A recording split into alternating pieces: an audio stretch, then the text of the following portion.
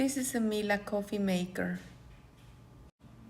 If the coffee is not coming out evenly on the dispenser, the only thing you have to do is remove the front cover, then take out the housing and clean it with a brush, soap and water, and place it back in.